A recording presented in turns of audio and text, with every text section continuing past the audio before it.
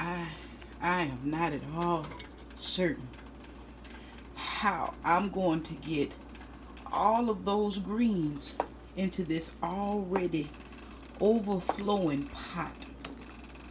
I will leave the top off and pray for the power of reduction and the letting off of the steam helps me in my endeavors, but I am not at all sure how I'm gonna get all them greens into this pot.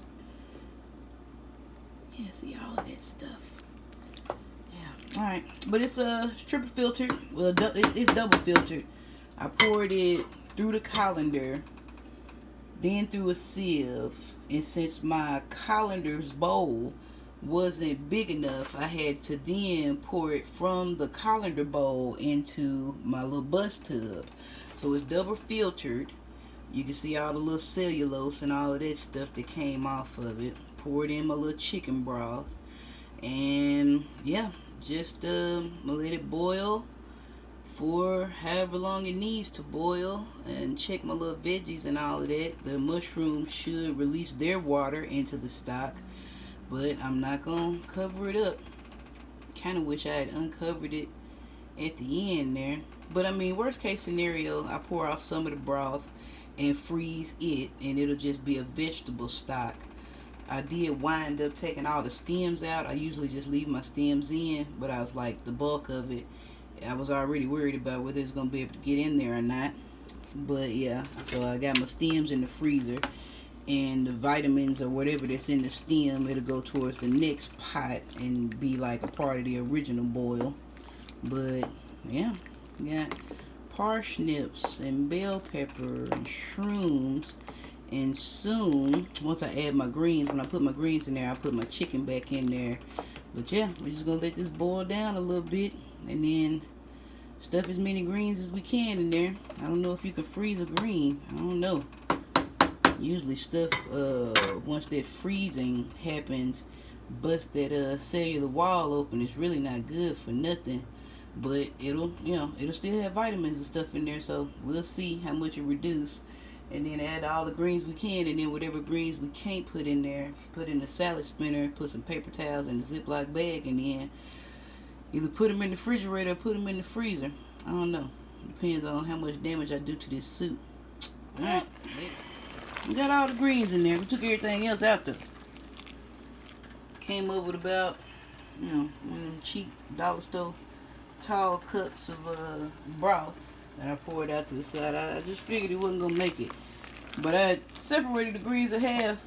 And I put the half of greens in there, and they shrunk down. And it's like, never think that you can't put all the greens in there. There's always room for all of the greens.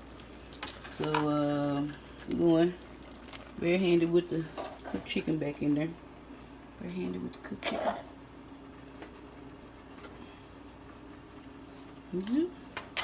Barehanded with the cooked chicken.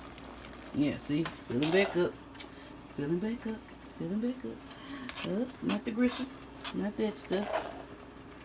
Boop. Barehanded with the cooked chicken. All the barehanded with the cooked chicken. Alright, I'm going to grab the wooden handle with the chicken hand. Chicken hand, chicken hand, chicken hand. Stir it up. Liquor, darling. Stir it up. Alright.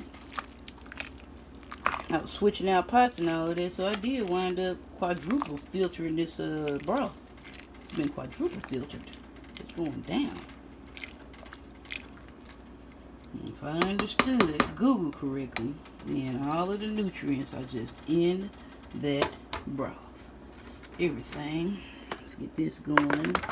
Got that right there. Peppers, parsnips, acorn squash, and shrooms, and I think some ginger too. Yep, there we go. That's a full pot, man. Got whole peppers up in there. Alright, some soup. I have to call some people. Ain't no way I can do all of that. But how do you make a small pot of soup? How do you do it? Wow. That's gonna be dinner after a while. Let me stir it up right and wash a few more. Alright, can't find my ladle. but you know what? Hey, it is what it is. And these greens is ganging up. I know now what I'm missing from my utensil drawer. The little meat fork that I didn't know was a meat fork until I hung around some chefs, because as far as I knew, it was just for greens and cabbage. What meat? What you need it for meat for? That's for greens and cabbage there. Alright, we got that.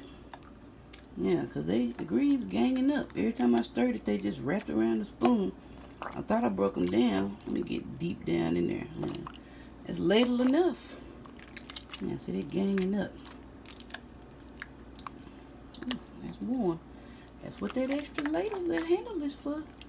Alright, go there. Alright, I wanted it to be about the greens though. I was like, they be doing that black bean and kale soup or some type of something in kale soup.